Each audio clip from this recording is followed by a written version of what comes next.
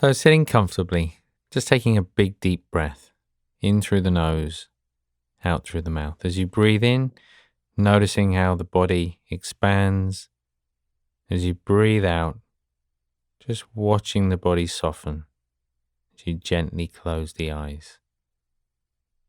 And rather than the mind leading the breath, allow the breath to lead the mind. Notice the sensation of the breath.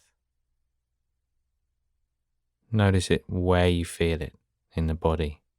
If you need to, you can just gently place your hand on the stomach. And just following that rising and falling sensation. Nothing else to do. Allowing thoughts to come and go. And when you're ready, just gently opening the eyes again.